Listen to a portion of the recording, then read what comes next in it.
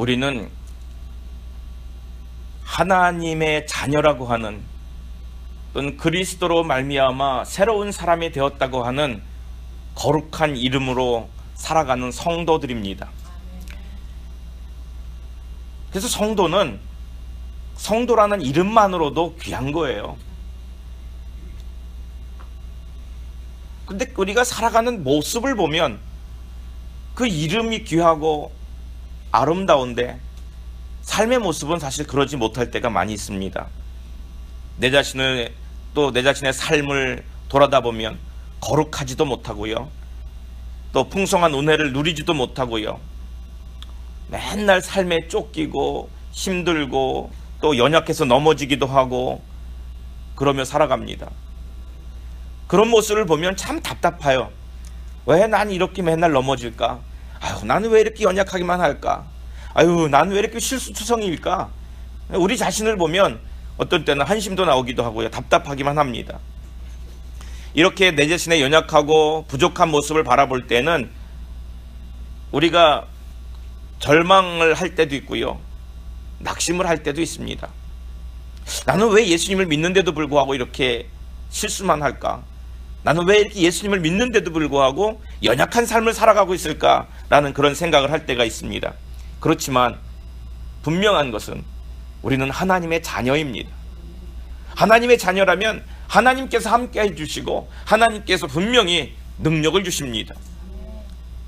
그래서 우리는 좌절하지 마시고 낙심하지 마시고 또 포기하지 마시기 바랍니다. 하나님께서 우리와 함께 하셔서 우리에게 필요한 것들로 길을 주시고 필요한 것들로 은혜를 베풀어 주시고 풍성케 하시고, 그래서 우리가 이길 수 있도록 인도해 주실 겁니다. 하나님의 주시는 그런 은혜로 인해서 우리의 삶이 더 풍성해질 수 있기를 바랍니다. 풍성한 삶을 살아가고 싶은 건 모든 사람들의 마찬가지죠. 저도 그러고요, 여러분들도 마찬가지입니다. 이렇게 풍성한 삶을 살아가고 싶긴 한데, 풍성한 삶을 살아가기 위해서는요, 먼저 자기 자신을 알아야 돼요. 내 자신을 알고 싶으면, 내 자신을 알기 위해서는 우리의 주제 파악을 한다고 그러잖아요. 내 주제가 어떤 사람인가라는 것을 먼저 봐야 됩니다. 참 사람이 강한 것 같지만요, 참 약한 것이에요. 또 겉으로 볼 때는 굉장히 지혜로운 것처럼 보이는데 또 어떻게 보면 굉장히 또 미련한 거예요. 아주 그냥 고집불통인 것처럼 보이고요. 우리는 이렇게 비가 며칠 계속 오고 그러면 물론 우리에게 필요한 비고 단비여서 너무 감사하지만 또 마음이 이렇게 우울해지기도 하잖아요. 해가 며칠 안 나오고 비가 계속 오면 마음이 우울해져서 우울증에 걸리기도 하고요. 또 우리 몸은 평상시보다 조금 더 일하고 좀 무리를 하면 금방 병이 나기도 하고요. 또 이렇게 날씨가 오락가락하면 막 독감에 걸리기도 하고요. 어떤 사람은 굉장히 건강했는데 어느 날 갑자기 그 건강이 막 무너지기도 하고요. 또 어떤 사람들은 정신적으로 막 신경만 쓰고 그래도 그냥 몸이 아프기도 하고요, 불면증에 시달리기도 하고요. 참 위대해 보이지만, 대단해 보이지만 또 어느 면을 보면 굉장히 연약한 존재이고 보잘것없는 존재인 것을 우리 스스로가 깨달아갑니다. 영적인 것도 마찬가지입니다.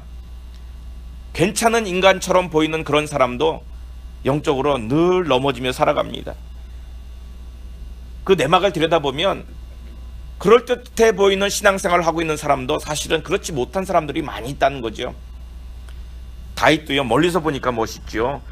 가까이 가보면 다윗에게도 흠이 많은 사람이에요. 우리가 알고 있는 흠이 있잖아요. 다윗은 자기가 원하는 것을 쟁취하기 위해서 밧세바를 범합니다. 그리고는 또 그 죄를 감추기 위해서 자기의 충신을 전장에 몰아넣어서 죽이게 만드는 살인교사라고 그럽니까? 그런 죄를 짓고 말지요. 뿐만이 아닙니다. 자기가 이룬 성과가 얼마나 큰지, 내가 다스리는 이 나라의 백성이 얼마나 많은지 하나님이 원하지 않는 그 인구수를 조사하기도 하는 그런 죄를 범하기도 했지요. 아브라함이라는 사람도 우리는 믿음의 조상이라고 말합니다만, 믿음의 조상인 아브라함을 들여다봐도 그도 실수가 있었어요. 자기의 안위를 위해서 자기의 아내를 누이라고 거짓말해가지고 그 나라 왕이 자기 아내를 데리고 가게 만드는 그런 우도 범했잖아요. 베드로라고 하는 수제자도 그랬잖아요. 내가 위험이 닥치면 내 몸을 불살아서 내가 주님을 지키겠다고 했던 그 베드로였지만 그도 예수님을 떠나 도망갔고요. 자기 위협이 왔을 때에 예수님을 모른다고 부인도 했습니다. 우리는 모두 다 이처럼 인간은 허물이 있고 영적으로도 또 온전치 못한 그런 모습으로 살아갑니다. 인간의 이런 연약한 모습을 보면은요, 그런 연약함을 알면 사실 사람에게 그렇게 기대하지 않습니다. 아유, 뭐 내가 너를 그렇게 의지했다가 또 너도 무너지면 나도 같이 무너질 것이고, 너가 이렇게 온전하게 보였다가 어느 순간에 실수도 할 수 있는데 라는 그런 마음 때문에 그 사람을 온전한 사람으로 보지 않습니다. 그래서 사람을 너무 의지하지 않아요. 또 사람에게 상처를 많이 받은 사람들이 더 그러잖아요. 그래서 우리는 사실 사람에게 의지해서 사람 때문에 상처받기도 하고 그것 때문에 마음에 여러 가지로 고민을 하고 이런 걸 많이 겪지 않습니까? 그래서 예수님이 그런 말씀하셨죠. 나를 떠나서는 너희가 아무것도 할 수 없음이라. 예수님이 이 말씀하신 이유가 뭐예요? 너희들끼리 대단해 보이지? 그래서 사람을 의지하고 뭔가를 해결할 수 있는 것처럼 보이지? 그 사람이 나에게 큰 도움을 줄 것처럼 보이지? 그러나 너희가 나를 떠나서는 아무것도 할 수 없느니라. 그 말은 너희는 나를 떠나서는 연약하고 연약할 수밖에 없는 존재야 라는 말씀이에요. 우리는 이처럼 참 부족하고 연약한 존재입니다. 예수님을 떠나서는 절대적으로 살아갈 수 없는 그런 존재란 말이죠. 근데 오늘 본문에서 보면 그런 인간을 뭐라고 비유했습니까? 질그릇이다 이렇게 말했죠. 질그릇이라고 비유를 했습니다. 그래서 우리는 나는 질그릇입니다. 나는 질그릇이에요. 내가 질그릇이었습니다라는 그런 고백을 할 수 있어야 돼요. 자기가 자기 스스로가 뭔지를 알아야 돼요. 내 주제가 뭔지를 알아야 돼요. 내가 질그릇인 줄 알아야 내가 그 다음에 어떻게 행해야 될지도 알고, 내가 질그릇이 아니라고 생각하고 있는 사람은 그 다음 행보가 완전히 달라지는 거예요. 내가 질그릇이라고 알고 있는 사람은요, 결국은 본인 스스로가 그 다음 행보를 조심조심할 수밖에 없어. 겸손하게 할 수밖에 없고 낮아지기밖에 할 수 없어요. 질그릇은요 참 깨지기 쉬워요. 요즘에는 그 그릇들이 좋아서 뭐 애진간에서는 깨지지 않고 떨어뜨려도 안 깨지고 막 이런 그릇들 많이 나오죠. 참 깨지기 쉬운 그릇이 질그릇이에요. 질그릇은요 값어치가 있는 것이 아닙니다. 질그릇은 값이 싸요. 그래서 보잘것없는 그릇이 아닙니까?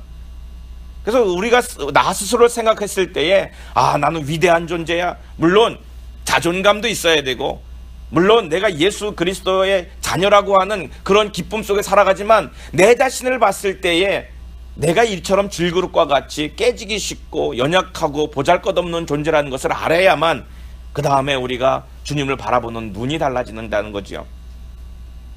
문제는요, 이처럼 우리는 연약하고 육체적으로 봐도 그렇고 정신적으로 봐도 그렇고 보잘것 없고 나약한 존재인데, 문제는 한 가지가 있어요. 이렇게 질그릇과 같은 인생인데 문제는 이 질그릇 속에 뭐가 담겨졌느냐에 따라서 그의 값어치뿐만이 아니라 그의 존재 자체가 달라진다는 거예요. 질그릇은 질그릇인데 이 그릇 안에 무엇이 담겨졌느냐가 그 사람을 바꾼다는 얘기입니다. 오늘 말씀에 뭐라고 나와 있죠? 보배를 담은 그릇이다 그랬죠. 질그릇은 분명히 질그릇인데 보배를 담고 있으면 그냥 질그릇이 아니에요. 질그릇은 맞아요. 질그릇은 맞는데 그 안에 보배가 있으면 그냥 질그릇이 아닌 거예요. 보배를 담은 질그릇이에요. 보배를 담은 질그릇은요 함부로 다루지 않습니다. 만약에 그 그릇 안에 보배가 담겨져 있으면 그 보배 때문에 이 질그릇조차도 귀하게 다루는 거예요. 깨질까봐 조심하고 더럽혀질까봐 조심하고. 우리는 우리 자신을 생각할 때 내 자신이 그렇게 위대하다라고 느끼지만 아닙니다. 내 자신은 위대하지 않아요. 내 자신은 볼 것 없어요. 질그릇이에요. 그런데 내 안에 보배가 담겨졌을 때 나는 굉장히 중요한 자가 된다는 거죠. 귀한 자가 되는 거예요. 이 말은요, 질그릇이 달라졌다는 얘기가 아니에요. 보배를 담고 있어도 그릇은 여전히 질그릇이잖아요. 질그릇이 바뀐 게 아닙니다. 문제는 그 안에 담겨져 있는 그것 때문에 그 그릇이 귀하게 쓰임받는다는 거죠. 질그릇은요, 연약하고 깨지기 때문에 질그릇들은 쉽게 깨져서 귀퉁이가 쪼개져 나갈 수가 있고요.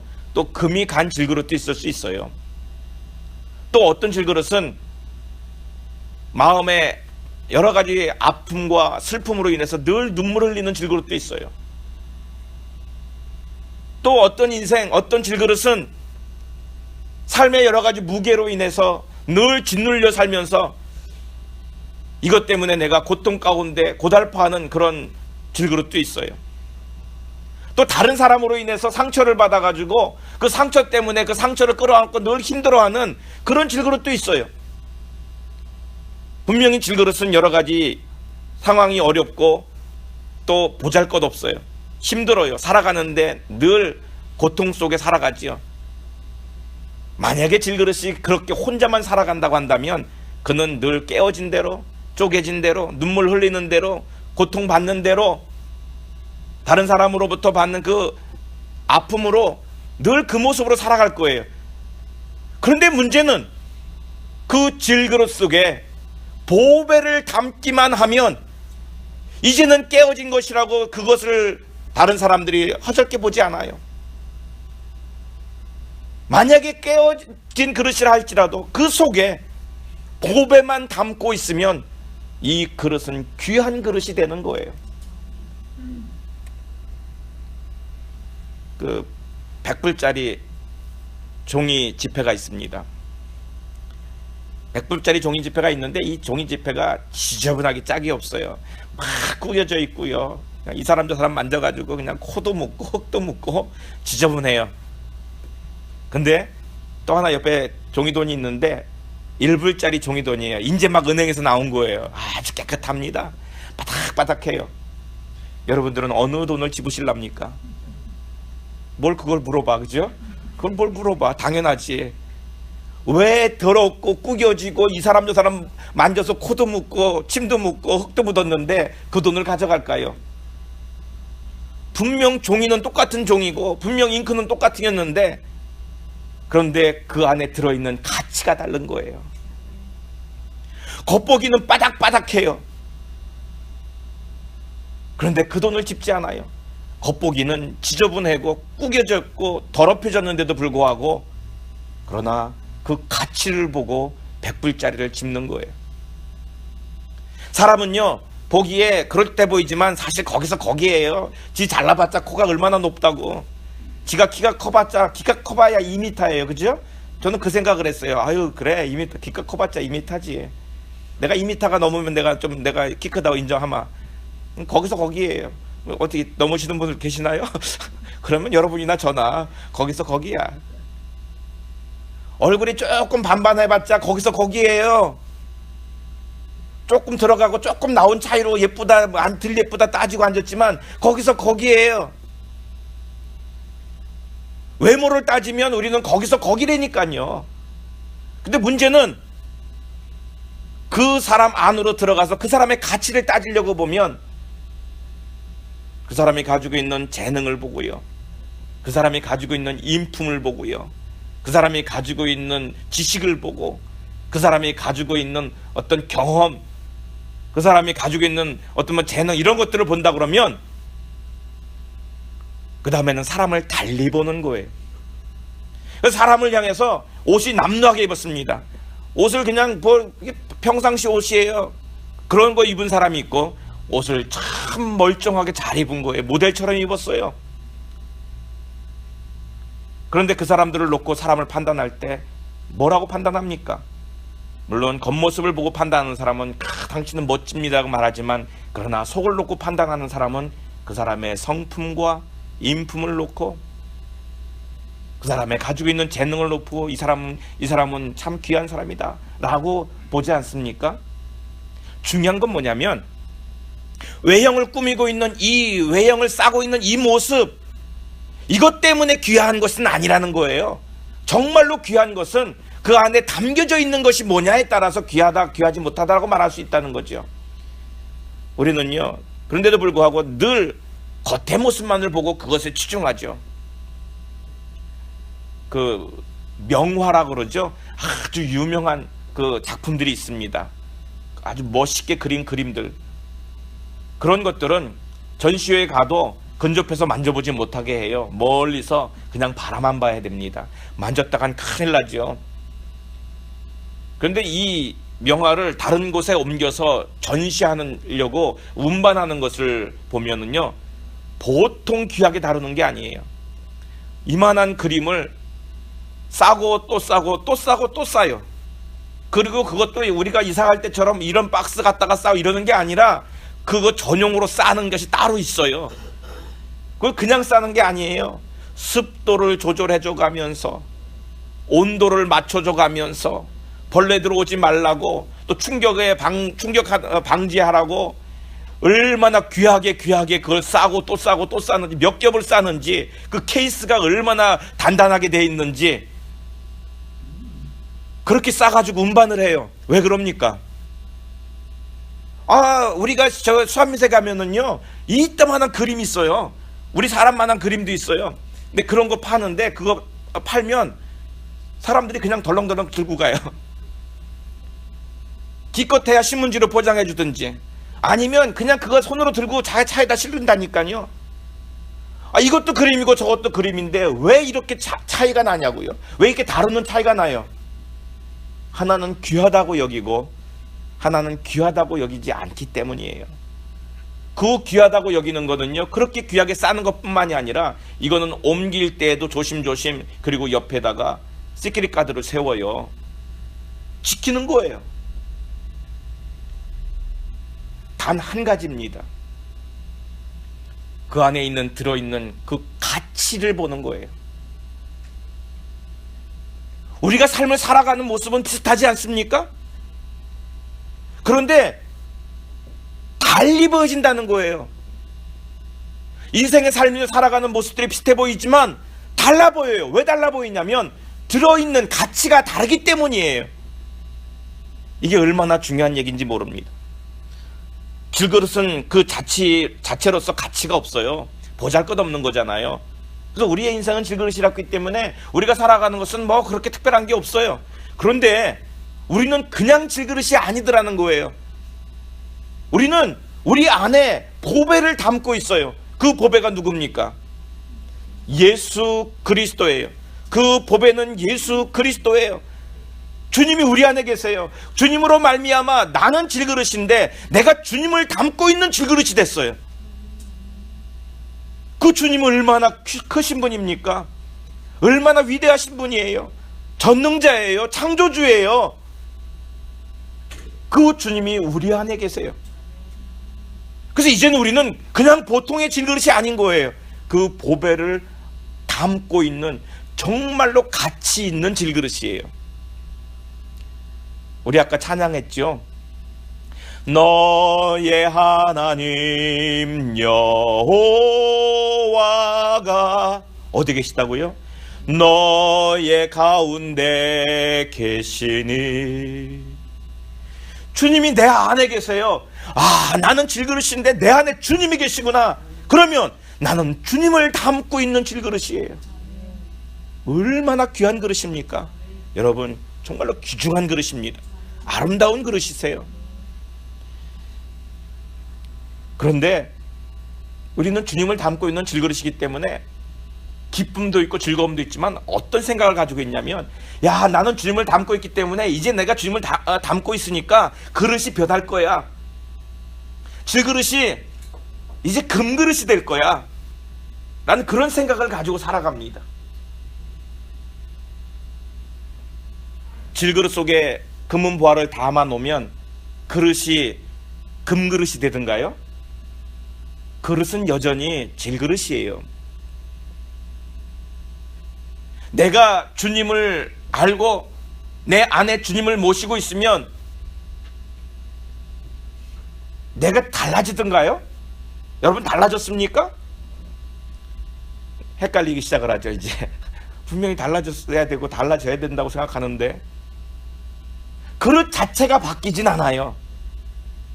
그런데 그 그릇에 보화가 담겨져 있기 때문에 이 그릇 자체를 귀중히 다루고 귀하게 여기는 거예요. 내 안에 예수 그리스도가 계시기 때문에 나는 보잘것없어요. 내 자신은 연약해요. 그런데 주님으로 인해서 내 자신도 귀하게 인정을 받는 거예요. 그럼에도 불구하고 많은 사람들은요, 질그릇 자체에 관심이 많아요. 질그릇이 바뀌어서 금그릇이 되는 것처럼 생각을 하고 있어요. 질그릇 자체에 관심이 많아요. 그래서 자기 손으로 질그릇을 아름답게 만들려고 애를 쓰는 거예요. 어떤 사람은 이 질그릇을 더 귀한 그릇으로 만들기 위해서 애쓰다가 만약에 금이 가면 본드를 붙이기도 하고요. 또 어떤 고통과 아픔이 오면 이것을 때우기 위해서 다른 것들로 막 채우려고 합니다. 출세와 부를 이루어 가지고 이런 것을 더 허탈한 마음을 채워보려고 그러고요. 또 마음이 다 채워지지 않고 뭔가 더 아름답게 보이고 싶으면 다른 사람들에게 허세를 떨어보기도 하고요. 우리는 그릇에 관심이 많아요. 그래서 외모적으로도 더 아름답게 보이려고 얼마나 많은 수고를 하고 거기에 많은 돈을 투자합니까? 아는 척하고 교만을 떨어가며 다른 사람에게 보이는 것이 근사한 것처럼 느끼지 않습니까? 그런데도 불구하고 중요한 건 뭐냐면 그 보화를 담고 있는 질그릇은 그렇게 해봤자 여전히 질그릇이더라는 거예요. 그래서 질그릇은 그럴듯한데 이것저것 만지고 다듬고 다른 사람에게 보이는 것만을 노력해가지고 그 질그릇은 그럴듯한데 그 안에 보화가 제대로 된 보화가 아니라고 한다면, 그 보화가 아니라 다른 쓰잘데없는 것이라고 한다면 그 그릇은 인정을 받지 못해요. 내 안에 담겨져 있는 것이 무엇이냐에 따라서 그것이 귀중한 것이고 귀중하지 못한 것이 되는 것이지, 내가 만들어진 나의 것이 무엇이냐에 따라서 내가 어떤 것이다, 아름다운 것이다, 귀한 것이다 그렇게 인정을 받는 것은 아닙니다.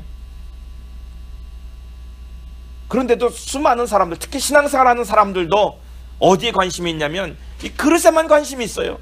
이 그릇을 바꿔달라는 거죠. 하나님, 주님이 내 안에 계시니까 내 이 질그릇이 좀 은그릇이 되게 해주세요. 내가 신앙생활을 그렇게 했고 수고를 그렇게 많이 했으니까 이 그릇이 좀 금그릇이 되게 해주세요. 그러면 그렇게 바뀔 줄 알아요. 근데 그런데도 불구하고 살아가다 보면 내가 연약한 존재인 거구나 본인이 깨닫게 됩니다. 넘어지기도 하고요, 실수하기도 하고요. 그래서 우리는 어쩔 수 없는 이렇게 연약한 질그릇인 것을 다시 발견하게 되죠.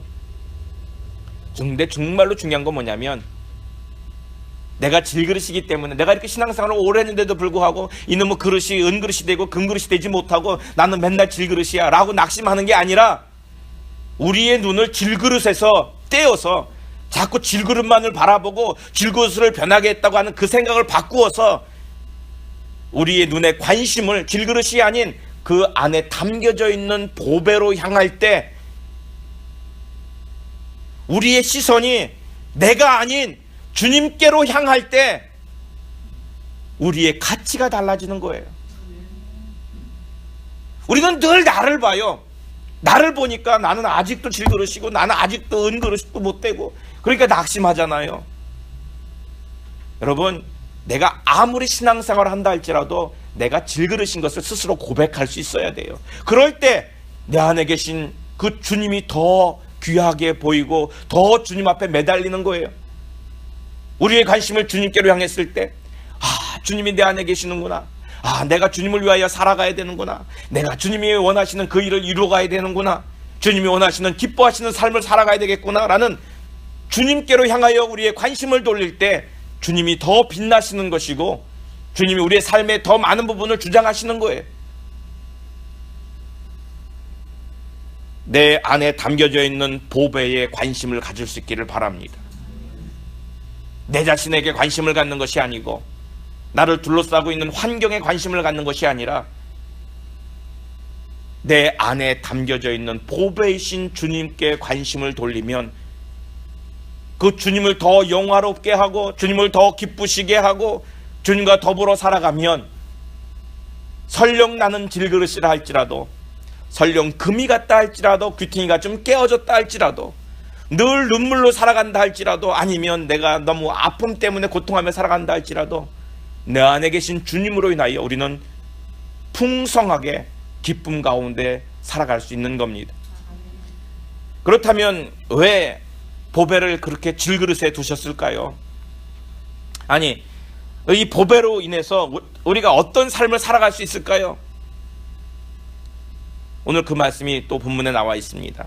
4장 8절 말씀에는 그렇게 말하지요. 우리가 사방으로 우겨쌈을 당해도 쌓이지 아니하며, 사방으로 우겨쌈을 당했다는 것은 완전히 포위됐다는 얘기잖아요. 우리가 살아가면서 그런 경험이 있을 때 있지요. 이래도 안 되고 저래도 안 되고 모든 게 다 길이 막혀 있어요. 희망이 없는 상태를 말합니다. 엘리사가 도단성에 있을 때에 그 아람 군대가 쳐들어와서 포위를 했죠.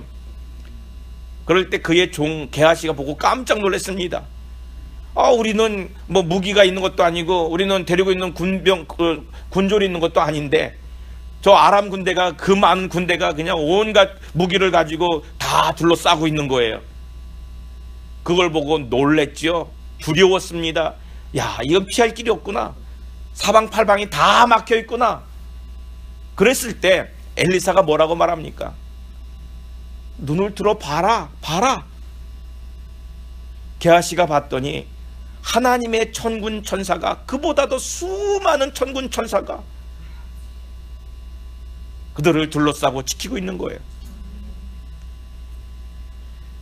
내가 예수 그리스도를 내 안에 모시고 있을 때에는 우리의 삶이 사면초가인 것처럼 보이고 앞뒤가 다 막혀져 있고 꽉꽉 막혀 이제 헤어날 길 없는 것처럼 보이지만, 그러나 우리를 그냥 내버려 두지 아니하시는 하나님을 볼 수가 있어요. 여러분, 그런 삶을 살아갈 수 있기를 바랍니다. 그것을 보기 위해서는요, 그 안에 보배를 담고 있어야 돼요. 내 안에 주님이 계셔야 되는 거예요. 우리가 또 그 다음에 4장 8절 하반절 말씀에는 이런 말씀이 있죠. 답답한 일을 당하여도 낙심하지 아니하며. 우리가 살아갈 때 얼마나 답답합니까? 먼 일을 하다가 일이 잘 안 되고 막히고 그러면 참 답답함을 느끼잖아요.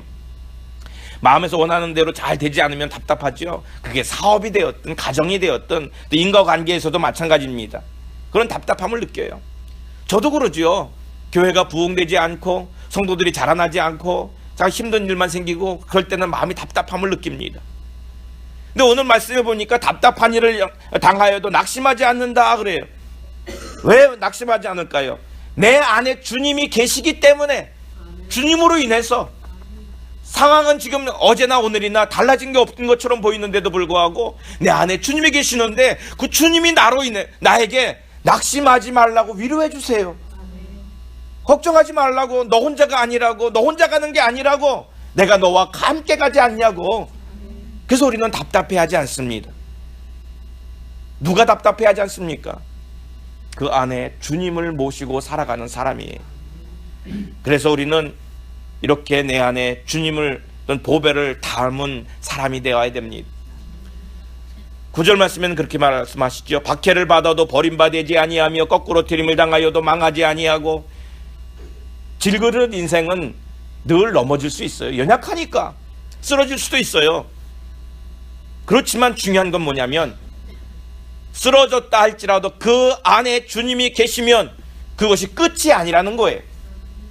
다윗은요, 훌륭한 사람이었지만, 믿음의 사람이었지만, 하나님의 사람이었지만 그도 쓰러졌어요. 그도 넘어졌잖아요. 그도 죄를 졌거든요. 근데 그걸로 끝났습니까? 아니에요. 끝나지 않았어요. 왜 안 끝났습니까? 설령 죄를 졌다 할지라도 그 안에 계속 주님을 모시고 있었어요. 그 안에 하나님만을 바라보고 하나님과 교통하는 삶은 끊이지 않았어요. 그랬을 때 하나님이 다시 그를 온전케 만드시고 다시 세우셨잖아요. 베드로도 분명히 그는 실수했어요. 도망갔어요. 떠났어요. 부인했어요. 그런데도 불구하고 부활하신 주님을 다시 만나고 그 안에 계신 주님을 다시 확인했을 때 그는 모든 믿는 자의 가장 우두머리 격으로 수제자로 그 사명을 감당하며 살지 않았습니까? 우리가 하나님의 사람이고 하나님의 일을 하지만 우리는 성도라고 말하지만 그러나 어느 때 넘어질 수 있어요. 잘못할 수도 있어요. 그런데 그게 끝이 아니라는 거예요. 그게 중요합니다. 왜 끝이 아닙니까? 내 안에 주님을 모시고 있기 때문이에요. 내 안에 주님이 계시면, 내 안에 보배가 있으면 나는 여전히 보배를 담은 그릇입니다. 내 안에 주님이 계시면 여전히 내 안에서 주님은 역사하세요. 그래서 나로 하여금 이 모든 일들을 청산하게 하시고, 나로 하여금 다시 이 모든 일들을 돌이키게 하시고, 다시 힘을 얻게 하시고 주의 사명 감당할 수 있는 사람으로 세우시기 때문에 내 안에 주님이 계시기만 하면, 주님이 역사하시기만 하면 우리는 그것이 끝이 아니라는 사실이에요. 이처럼 질그릇에 보배를 담으면 연약해져서 넘어져도 다시 일어날 수 있습니다. 더 강한 자도 될 수 있습니다. 넘어졌지만 게임이 끝난 게 아니에요. 그게 다 끝난 게 아니에요. 그렇기 때문에 낙심하지 말기를 바랍니다. 주님께서 붙들어 주시기만 하면 다시 회복될 수 있고 다시 일어날 수 있습니다. 그래서 이제는 내 모습 질그릇만 보는 게 아니라 내 안에 담겨져 있는 질그릇인 내 속에 있는 그 주님을 보고 주님만을 바라보고 주님만을 위해서, 주님이 기뻐하시는 그 일을 위해서 귀를 기울이시고 주님만을 보시고 들으시고 느끼시고 살아갈 수 있기를 바랍니다. 보배를 담은 사람은요, 보배를 귀히 여길 줄 알아야 돼. 그래야 보배를 담은 그릇도 귀하게 여김을 받는 겁니다. 우리는 분명 보잘것없고 연약한 질그릇입니다. 그러나 분명히 또한 보배를 담고 있는 그릇이에요. 사람들이 보기에는 그냥 질그릇인 줄 알지 몰라요. 그러나 우리는 주님을 담고 있는 보배를 담은 그릇이기 때문에 우리는 특별한 그릇입니다. 바울은요, 이 그릇이라고 하는 단어에 대해서 뭔가 특별하게 다른 의미를 가지고 있었습니다. 늘 그는 이 그릇이라는 것을 아마 마음의 염두에 두고 있었을 겁니다. 왜냐하면 사도행전 9장 15절 말씀에 보면 이런 말씀이 있습니다. 이 사람은 내 이름을 이방인과 임금들과 이스라엘 자손들에게 전하기 위하여 택한 나의 그릇이라. 예수님을 만났을 때 예수님께서 바울에게 너는 나의 택한 그릇이야. 그래서 지금 바울의 마음속에는 늘 이 그릇이라는 단어가 떠나지 않았을 거예요. 주님이 나를 택했어. 주님이 나를 그릇이라고 그랬어. 내 그릇을 주님이 택했다고 그랬어. 그래서 늘 그는 자기 자신을 그릇이라고 생각을 했어요. 그래서 그 그릇 안에 늘 주님을 모시고 품고 살아가는 거예요. 그래서 그는 늘 주님, 그 안에 담겨져 있는 주님을 자랑했지 그릇을 자랑한 적 없어요. 자기 자신은 뭔가를 이루고 다른 사람이 볼 때 참 잘한다고, 당신은 사역에 성공했다고 그렇게 말할 때에도 나는 아니라고, 나는 보잘것없다고, 나는 쓰레기와 같은 자라고, 나는 날마다 넘어지는 자라고, 나는 질그릇이라고 말하는 거예요. 그러면서 자랑하는 것은 내 그릇 안에 담겨져 있는 이 보배로운 주님, 그 주님만을 자랑했던 바울이에요. 우리도 이런 삶을 살아갈 수 있기를 바랍니다. 보배가 아름답게 빛날수록 보배를 담은 그릇도 귀하게 빛나는 거예요. 여러분, 우리는 분명 질그릇입니다. 그러나 그냥 질그릇이 아니라 내 안에 주님이 계시고 내 안에 보배가 담겨져 있는 아름다운 귀한 그릇입니다. 보배를 담은 그릇처럼 보배를 위하여 살아갈 수 있기를 바랍니다. 우리 시간에 기도합니다. 기도할 때 하나님,